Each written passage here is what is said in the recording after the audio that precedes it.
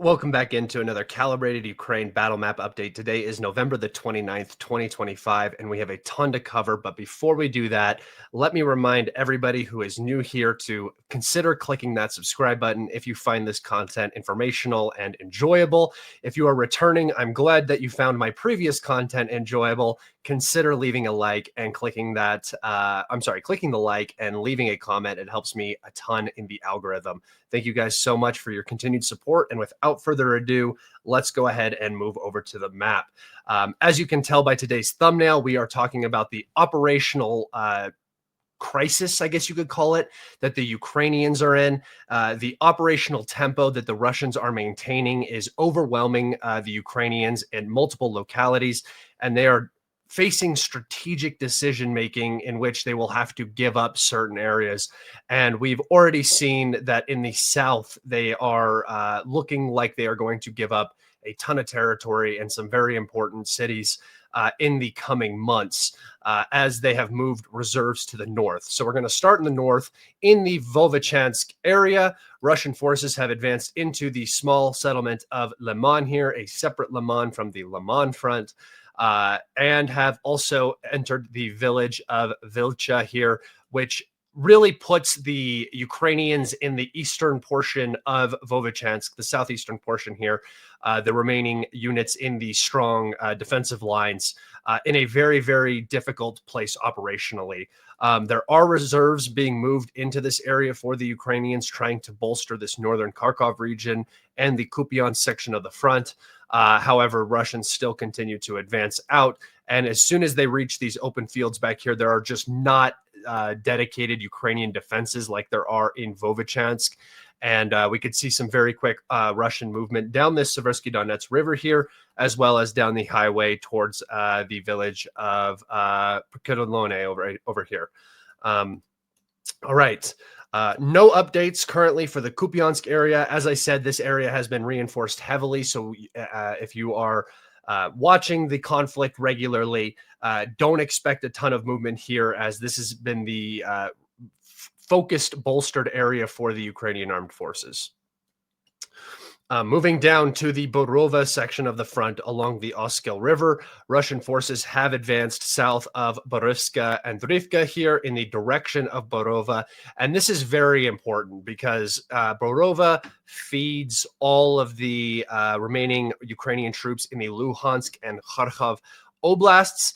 And as they approach the city of Borova and the tactical situation becomes much tighter here, the Ukrainians will be forced to they're just going to be weakened over time and forced to back out of these more deeper localities across the Oskil, which they are continuing to maintain. Also, just important for the overall status of the war, this is the last remaining portion of Luhansk Oblast. If the Russians are able to push this out, they will complete the capture of the Oblast, recapture of the Oblast. They lost it in 2022. All right, moving down to the Lyman section of the front. This is the other Lyman now. Russian forces have advanced towards the village of Chasiv Yar up here, which again is quite important because we are getting very close to the city of Izum.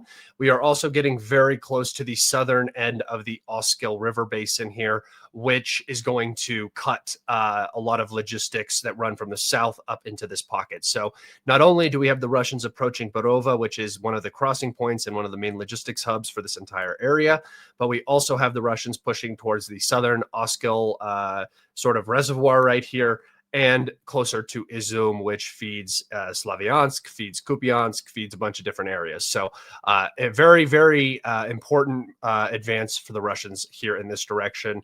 And the operational space that the Ukrainians have here is now getting very tight, 7 miles. So FPVs can cover this entire thing. That does not mean that Ukrainians can't move through this area. It's just more difficult, more costly. And as the Russians approach the southern end, it will become impossible eventually. All right. Moving down to the Lyman area, southern Lyman, Yampil area here, Russian forces have continued to advance in the forestry south of Yampil towards the village of Ozerne and Dobrova over here, which is going to further create a deepening operational crisis around the city of Lyman. The Ukrainians do not want to give up Lyman, but they have to cross the Siversk Donets River here to keep it logistically supplied. And with the Russian advances here in the south, they're just going to eventually follow the river all the way and then cut the southern logistics line that leads into Lyman. Once the Russians reach, Stavki Karavan here, it is over for Lyman. So this is a very, very important advance, although it's not through, a city, through this forested area, creates a much more difficult situation for the Ukrainians, not only in the Lyman section of the front here, but also down here in the Siversk section of the front, which we're going to talk about now. And more importantly, the string of villages on the southern end of the Siversk Donets River here that the Ukrainians control are also going to be put into a much more difficult position. All right. Now moving down to the Siversk area, we can see that Russian forces have crossed the Bakhmutivka River here and have advanced into the village of Zvato Pokrovsk, which is one of the remaining logistics lines into Siversk. So the logistics line from the north, from Lyman, has been cut by the Russians. So, the Ukrainians can no longer take this road in.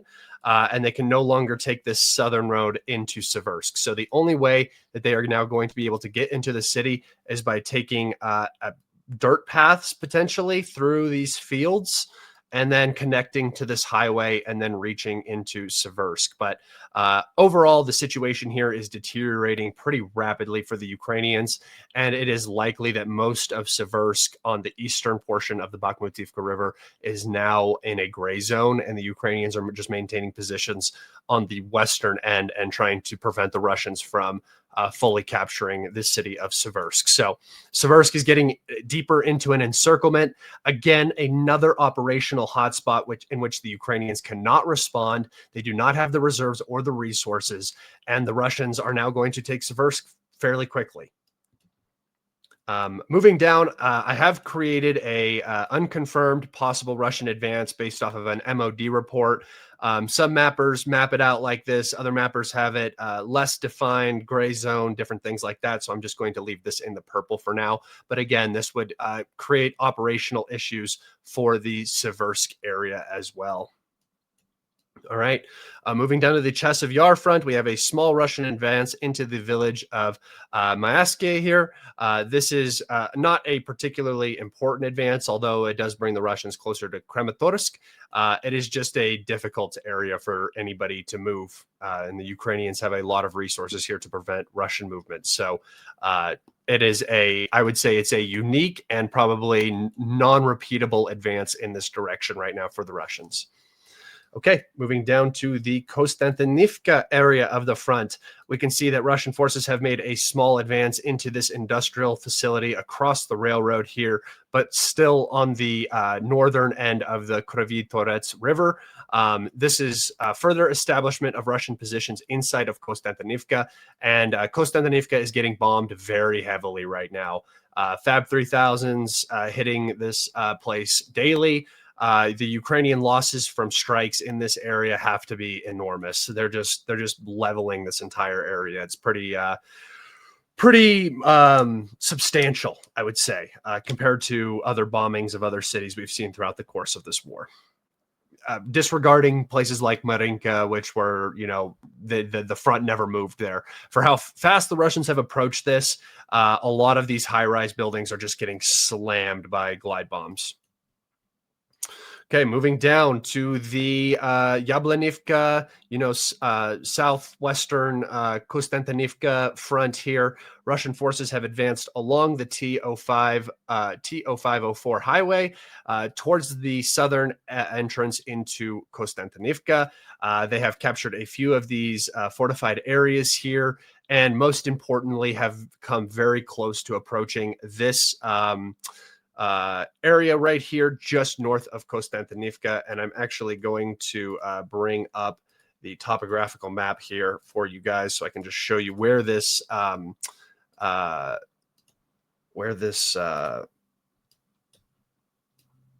little roundabout is. Pokrovsk, Kostiantynivka. Okay, zoom in here. This is where the fortification is that I just showed you on the other map along the T0504. And you can see that this is the dominant high ground in the region. So the Russians really would like to get onto this fortified area here.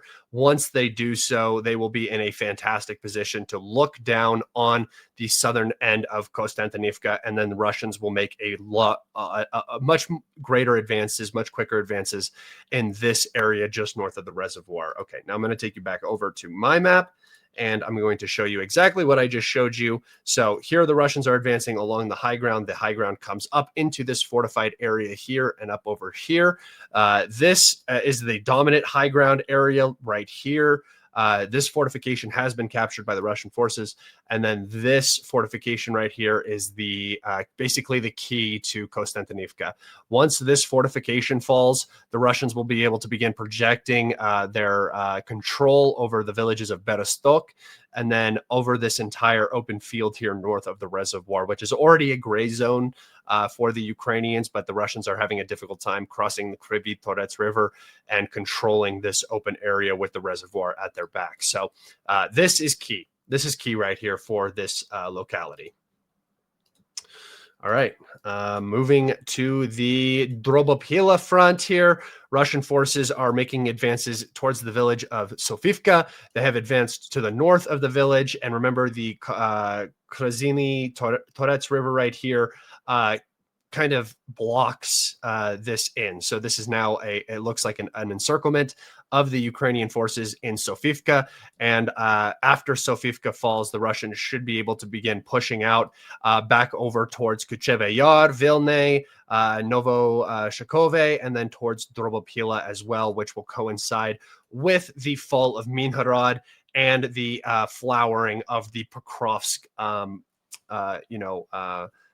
the flower that Pokrovsk is going to bloom into for the Russians as logistics begins to run out of the city, which it already is running out of Pokrovsk. So that's pretty important. And we're already beginning to see expansion. So Russian forces have advanced on the far western edge of Pokrovsk here along the E50 highway through these fields and have entered the village of Hershene here. So the Battle of Pokrovsk is well and done. The Ukrainians are no longer in the city, and any reports you're hearing of Ukrainians still fighting for the city are just false. They're just made up.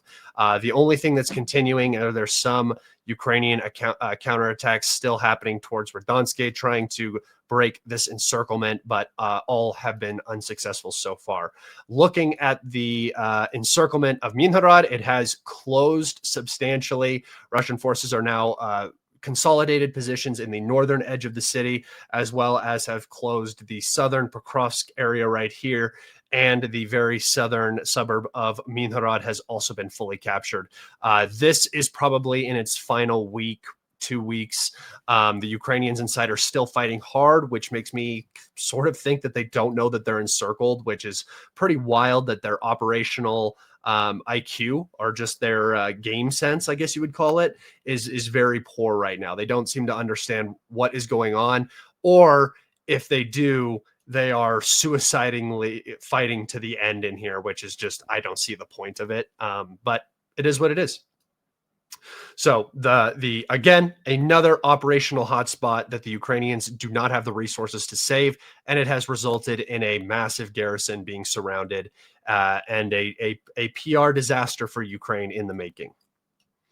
All right, moving down to the final area of the front where we have Russian advances here, or any advances for that matter, is the Huliapole section of the front. And guys, this is probably the most substantial area in terms of a Russian advance, in terms of a collapse of Ukrainian defense, and the complete inability of the Ukrainian army to stabilize. This is the prime example right now of where the Ukrainians are struggling the most across the entire map.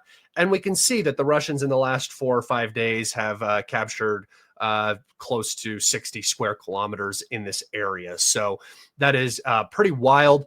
From Huliapole to Pokrovsk here in the last month, the Russians have captured roughly around 400 square kilometers, which is what their monthly total for the entire front line used to be. Now, just this section of the front is matching that total, which is unheard of for this war and constitutes a military collapse in this direction. Absolutely. And in fact, my map is probably delayed even further. I have some sources on the ground, but the fog in this area is just unbelievable. There's been about 4 weeks of straight bad weather, heavy cloud cover, which doesn't allow FPV drones to operate, and fog that reduces visibility to about 100 meters. So this is very beneficial for the Russian forces to avoid Ukrainian drones being the sole thing that is keeping the front line together. And in this area, the Russians are taking full advantage of that. So just to talk about the advances that have been made, Russian forces have captured half of the village of Dorbopila, which is a very long, strung out village along one road.